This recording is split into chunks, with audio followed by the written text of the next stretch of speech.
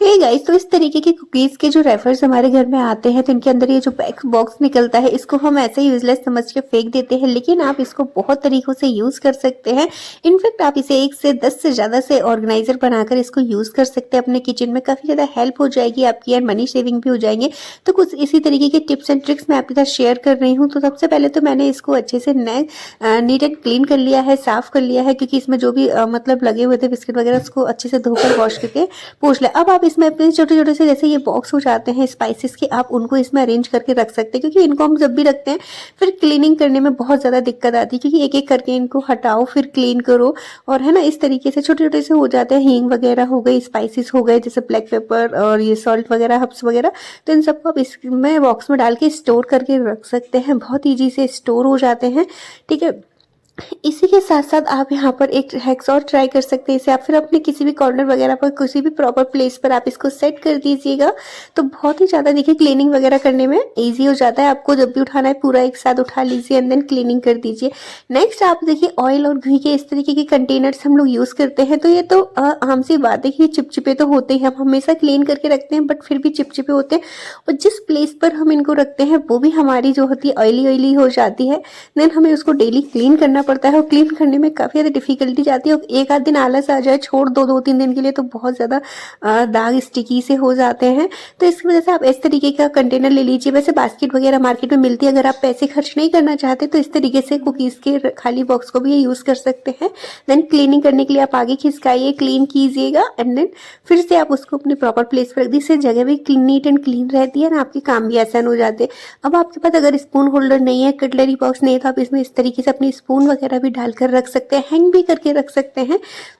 तो जैसे चाहे आप इसे मल्टीपल चीज़ों के लिए यूज़ कर सकते हैं। इसी के साथ-साथ अब आप इसमें एक और ऑर्गेनाइज़र आपको बताऊँगी जिससे कि आपकी बहुत ज़्यादा किचन में हेल्प होगी। तो सबसे पहले कोई भी गरम ऑब्जेक्ट करके आप इस तरीके से इसमें छोटे-छोटे से होल कर दीजिए, ठीक है? तो पूरे जो नीचे का फ्लैट सरफेस होता है, आपको उसमें सभी में अच्छे से होल कर देने हैं इस तरीके से। जैसे मैंने यहाँ पर सभी में देखिए इस तरीके से होल कर दिए हैं, ठीक है? तो ये हमारा एक ऑर्गेनाइज़र स्टेनर बनकर तैयार हो गया। ये हमारा सिंक स्टेनर हो बन के तैयार हो गया। जैसे कि अब हम कोई भी चीज़ मतलब कहते हैं कि आपके सिंक में कहीं पर भी इसको हैंग करने की जगह नहीं है, तो डोंट वरी, आप इसको हैंग मत कीजिएगा। इसको अपने जो सिंक की जो नली होती है ना, वहाँ पर इस तरीके से रख दीजिए। अदरवाइज हैंग भी कर सकते हैं। हैंग करने की जगह नहीं है तो आप इसको ऐसे नीचे ही रख दीजिए एंड देन आपका जो भी कूड़ा कचरा होता है, इकट्ठा होता है, तो आप इसको ना इसमें इस तरीके से डालते जाइए। साइड से कहीं पे भी रख दीजिए, ठीक है? तो इस तरीके से निकालते जाइए, सारा इसमें डालते जाइए। और पार सब बर्तन वगैरह रख सकते हैं, बीच में इसको रख दीजिए। सारी जो भी सेकंड वगैरह हो जाती है जूठे बर्तनों में जो भी निकलती है, इसमें डालते जाइए और पानी सारा निकाल जाएगा आपका सिंक में ही, और सिंक आपकी भी इस तरीके से क्लीन रहेगी एंड सारा सब कुछ इसी में आ जाएगा। तो इस तरीके से आप इसको यहाँ पर भी हैंग कर सकते हैं। इस तरीके से क्लॉथ पिन की हेल्प से इस तरीके से आप इसको हैंग कर सकते हैं। बहुत ईजी तरीके से ये हैंग हो जाती है एंड देन उसके बाद आपके बर्तनों में जो भी सकन वगैरह जूठी जो भी निकलती है, आप उसको इस तरीके से ईजी तरीके से इसमें इस तरीके से डालिए एंड देन देखिए सारा पानी आपका नीचे आ जाएगा, और जो भी कूड़ा कचरा होगा वो आपके सिंक में नहीं फंसेगा, इसी में रहेगा।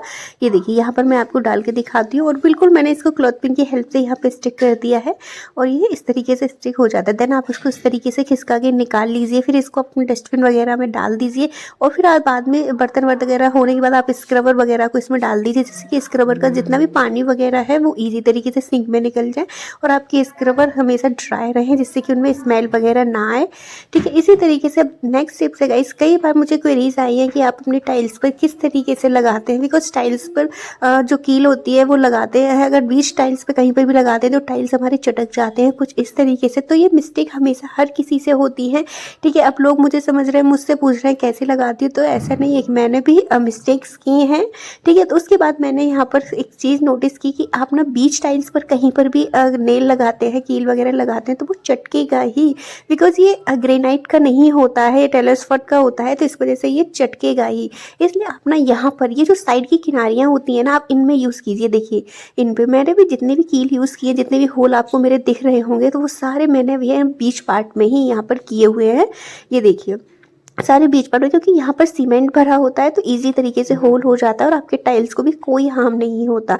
अब गाइस यहाँ पर देखिए कई बार क्या है ना, होल जो ज़्यादा बड़ा हो जाता है कील वगैरह ठोकने के बाद, ठीक है, तो उसमें कील हम जब भी लगाते हैं तो वो ढीली पड़ जाती है। तो आप इस तरीके से कील पर कोई छोटा सा कपड़ा लगा दीजिए, जिससे क्या है कि वो सरफेस थोड़ा मोटा सा हो जाएगा। आगे की नॉक को थोड़ा सा बाहर निकाल के रखिए, जिससे कि वो होल में ईजिली जा पाए। यहाँ पर देखिए अब इसको मैंने यहाँ पर स्टक कर दिया। अभी भी ये बहुत ज़्यादा लूज़ है, क्योंकि इसमें जो होल है साइड से काफ़ी ज़्यादा बड़ा हो गया है। तो इसके लिए मैं यहाँ पर एक हैक्स ट्राई करती हूँ, जैसे कि आपके पास माचिस की तीली हो या टूथपिक हो तो इस तरीके से तोड़ लीजिएगा और इक्वल पार्ट में इस तरीके से करके एक साथ करके, और इनको आप ना जो कील है उसी के साथ यहाँ पर जहाँ पर भी खाली जगह है ना कील के पास, वहाँ पर इसको भर दीजिए, ठीक है, इस तरीके से। अब आप इनको एक साथ ठोक दीजिए, जैसे कि कील है और ये टूथपिक मैंने लगाई है तो मैं सबको एक साथ ठोक रही हूँ, क्योंकि बाकी की बाहर वाली जितनी भी पार्ट है वो टूट जाएंगे और अंदर की तरफ जाकर घुस जाएंगे। तो ये देखिए कितने अच्छे से ये हमारी टाइट होके लग गई है, और जो एक्स्ट्रा लकड़ी थी वो मैंने निकाल दी है। बाकी की टूथपिक ने देखिए इसको कितना टाइट कर दिया, बिकॉज जो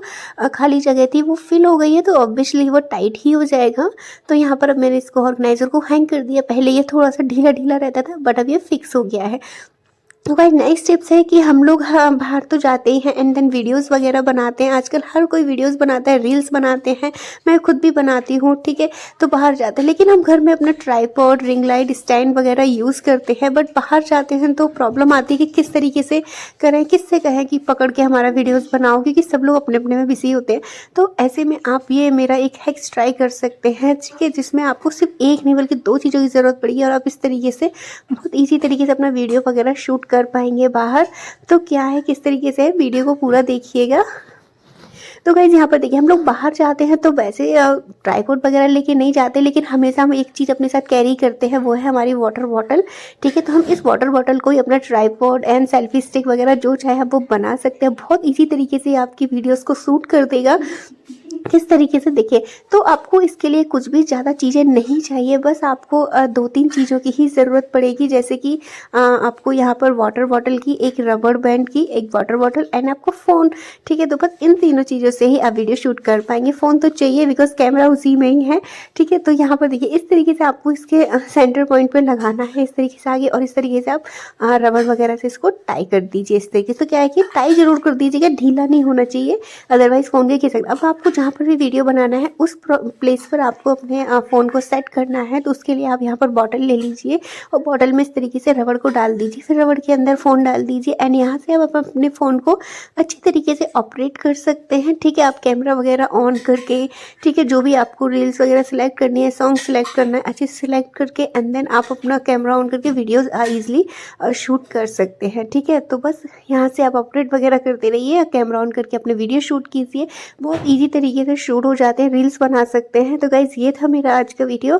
और इसी के साथ एक हैक्स और शेयर करना चाहती हूँ। यहाँ पर देखिए कई बार क्या होता है कि बच्चे वगैरह के टोपा वगैरह हम लगा देते हैं, हम बड़े भी लगाते हैं, तो टोपा ना हमारा बार बार खिसकता है और बच्चे तो खासकर जो है इस आपको हटा ही देते हैं, टोपे से उन्हें बहुत ज़्यादा अनईजी फील होता है तो वो हटा ही देते हैं।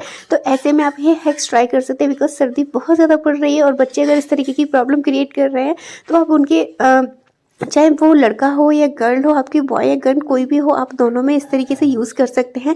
तो जो हमारी छोटी वाली बॉबी पिन, अगर बच्चा छोटा है तो आप छोटी वाली सॉफ्ट वाली जो पिन आती है ना पतली सी, आप उसका यूज़ कीजिएगा। एंड बड़े बच्चों के लिए आप थोड़ी सी बड़ी बॉबी पिन को यूज़ करके और उसको कैप, वुलन कैप में और थोड़े से बालों में स्टिक करके लगा दीजिए। उसके बाद जो है वो बिल्कुल भी नहीं खिसकेगा। आई होप कि आपको वीडियो पसंद आया हो। पसंद आया तो प्लीज़ लाइक कर दीजिएगा और चैनल को सब्सक्राइब कर लीजिएगा। फिर मिलेंगे हम अपने ऐसे किसी नेक्स्ट वीडियो में, तब तक के लिए बाय बाय।